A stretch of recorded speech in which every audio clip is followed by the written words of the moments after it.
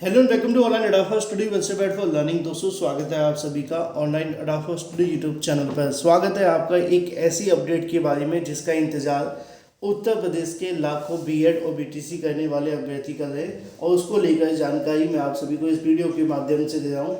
उत्तर प्रदेश में उच्च प्राथमिक शिक्षक भर्ती को लेकर 41,000 जूनियर 6 to 8 शिक्षक भर्ती को लेकर विज्ञापन के बारे में, साथ ही साथ अगर बात की जाए बीएड और बीटीसी के साथ साथ यूपीटीईटी के अभ्यर्थियों के लिए भी एक बड़ी अपडेट के बारे में डिटेल में बात करेंगे। चैनल को सब्सक्राइब करके बेल आइकन को दबा लेना, वीडियो को लाइक कर देना, जिससे कि आपको रियल ऑथेंटिक जानकारियों की नोटिफिकेशन ऑनलाइन अडाफा स्टडी यूट्यूब चैनल के माध्यम से मिलते रहें। शुरुआत करते हैं सीधे मुद्दे के साथ।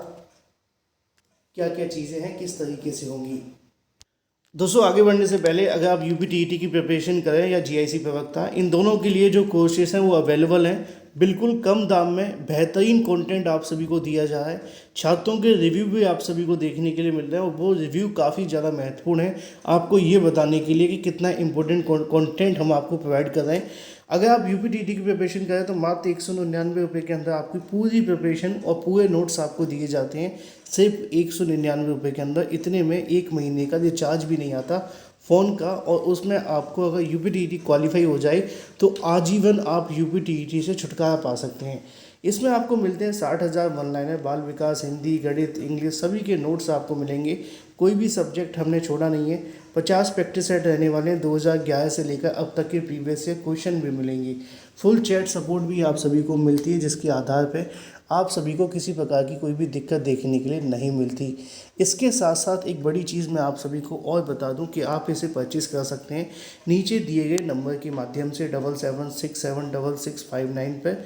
इसके साथ ही अगर आप जीआईसी प्रवक्ता की तैयारी कर रहे हैं तो उसके लिए भी आप अपने लिए कोर्स परचेज़ कर सकते हैं जीके जीएस का, जो कि मात्र 249 रुपये के अंदर आपको सब कुछ मिलता है। इसका नंबर भी आप सभी के लिए दिया गया है, आप दोनों नंबर का उपयोग करके कॉन्टैक्ट कर सकते हैं। चलिए बात कर लेते हैं अगली अपडेट के बारे में, जो कि संबंधित है 41,000 जूनियर शिक्षक भर्ती को लेकर। जैसा कि दोस्तों आप जानते हैं कि पिछले कई दिनों से उत्तर प्रदेश में जूनियर भर्ती का कहीं की जो माहौल है वो काफ़ी ज़्यादा बना हुआ था, और इसकी जो जानकारी है वो लगातार देखने के लिए मिल भी रही थी। वजह पूरे तरीके से क्लियर है। हाल ही में हाई कोर्ट के अंदर एक फैसला देखने के लिए मिला। उस आदेश में ये जानकारी दी गई कि उत्तर प्रदेश के जो 6 to 8 के विद्यालय हैं उनमें जो शिक्षण कार्य लिया जा रहा है इन छात्रों से, वो सिर्फ और सिर्फ उन्हीं टीचर्स से लिया जाए जो टीईटी क्वालिफाई हैं। जो टीईटी क्वालिफाई नहीं है उनसे किसी प्रकार का कोई भी चार्ज न लिया जाए, मतलब किसी प्रकार का कोई भी बिना टीईटी वाले टीचर से शिक्षण का कार्य न लिया जाए। ठीक है, थोड़ी स्लिप ऑफ टंग हो गया था। तो अब इसको लेकर उसके बाद से लगातार कहीं ना कहीं चीज़ें आ रही थी। मैंने भी कई वीडियोस बनाए थे जिसमें आपको बताया था कि उत्तर प्रदेश में 41,000 जूनियर शिक्षक भर्ती को लेकर जो रास्ते हैं वो साफ हो गए। लेकिन बहुत सारे अभ्यर्थी मुझे लगातार कहीं ना कहीं कमेंट करके पूछ रहे थे कि सर मुझे अगर बता सकें तो योग्यता क्या होगी, क्या चीज़ें रहेंगी, किस तरीके से मेरिट बनेगी। तो मैं आपको बड़ी ही आसान भाषा में समझा देता हूँ कि असल में ये भर्ती किस तरीके से होगी भविष्य में अगर आपके लिए वैकेंसी देखने के लिए मिलती है। तो देखो, उच्च प्राथमिक का मतलब तो आप समझते हैं कि 6 to 8 की बात की जा रही है। ठीक है, अब 6 to 8 के लिए जो आपकी योग्यता है वो बड़ी ही क्लियर है। उसके लिए योग्यता आती है, अगर आप बीएड हैं तो आप आवेदन कर सकते हैं, पहली योग्यता। बीएड नहीं है तो बीटीसी होना चाहिए। आज के समय में डीएलएड जिसको कहा जाता है, अगर डीएलएड है तो भी आवेदन कर सकते हैं। अच्छा, इसमें शिक्षा मित्र आवेदन नहीं कर सकते, मैं बता देता हूँ आपको। ठीक है, तो ये आपकी चीज़ें हो जाती हैं। इस तरीके से अगर कोई और भी है तो भी आप सभी इसमें आवेदन कर पाएंगे। तो इस बात को ध्यान में रखें। 12th के आधार पर अगर आपने डीएलएड किया है तो आप आवेदन नहीं कर पाएंगे। अगर आपने ग्रेजुएशन के आधार पर डीएलएड किया है तो आवेदन कर सकते हैं। कुछ लोगों को ये पता नहीं होगा कि 12th के आधार पर भी डीएलएड हो जाता है, और उसके आधार पर आप आवेदन नहीं कर सकते इसके अंदर। ठीक है, तो ये तो योग्यता हो गई। अब सवाल आता है टीईटी को लेकर कि हमें कौन सा टीईटी इसके लिए लगेगा। क्या टीईटी के साथ आपके लिए कोई और भी लग सकता है, जैसे कि सीटेट की बात की जाए तो हाँ, इसका जवाब है कि हाँ, आपके पास में जो टीईटी होना चाहिए या तो वो स्टेट का हो यानी कि यूपीटेट हो। अगर यूपीटेट नहीं होगा तो आपके पास में सीटेट होना चाहिए। इन दोनों में से कोई भी आपके पास अवेलेबल है, आप आवेदन कर सकते हैं। मिनिमम आपके लिए 82 नंबर रखे जाते हैं, लेकिन ये सामान्य वर्ग के लिए नहीं है। सामान्य वर्ग के लिए 90 नंबर होने चाहिए। ठीक है, तो 82 आप सभी के लिए मांगे जाएंगे, चाहे वो सीटेट में हो या यूपी टेट में। अदर स्टेट कैंडिडेट के लिए 90 ही मांगे जाएंगे, इस बात का भी ध्यान रखना।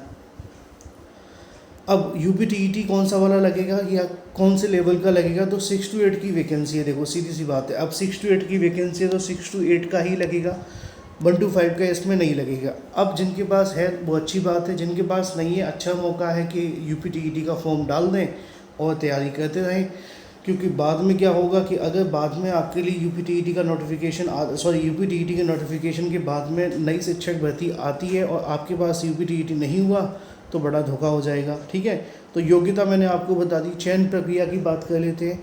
चयन प्रक्रिया वही होगी जो आपकी प्राइमरी भर्ती के लिए होती है, आमतौर पर शिक्षक भर्ती की परीक्षा। बिना परीक्षा के कुछ भी नहीं होगा, क्योंकि शिक्षक भर्ती की परीक्षा के लिए तो प्रोसेस आपका सेम ही देखने के लिए मिलेगा, इस बात का भी ध्यान रखें। तो चयन आपका ऐसे हो जाएगा। परीक्षा किसके माध्यम से होगी, सवाल हो सकता है आपके मन में।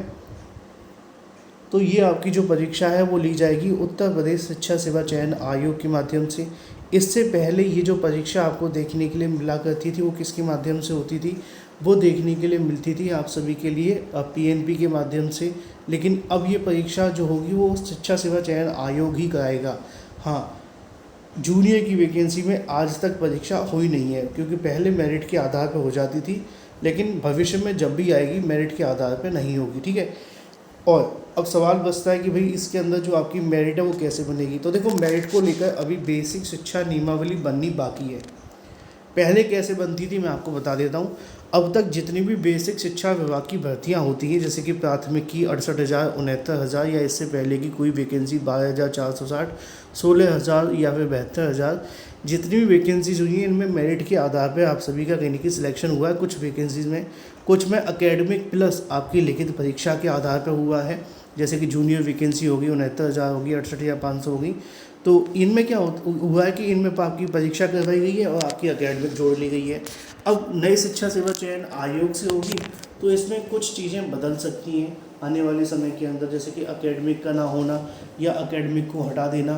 तो ये जो कहने की चीज़ है वो आप सभी के लिए बाद में देखने के लिए मिलेगी जब वैकेंसी आएगी। फ़िलहाल के लिए जो आपके मन में सवाल था कि भाई किस तरीके से प्रोसेस रहने वाला है, किस तरीके से आप सभी की जो भर्ती वो देखने के लिए मिलेगी, वो मैंने आपको समझा दी है कि एकेडमिक वगैरह आपको शायद इसमें ना देखने के लिए मिले, लेकिन अभी इसकी नियमावली बननी बाकी है और उसके बाद में आप सभी के लिए एक नई नियमावली जारी की जाएगी, फिर आपकी भर्ती होगी। लेकिन उससे पहले सबसे महत्वपूर्ण है कि प्रमोशन को रोक करके इस मामले पर नई भर्ती के लिए हाई कोर्ट से छात्रों को जीत मिलना।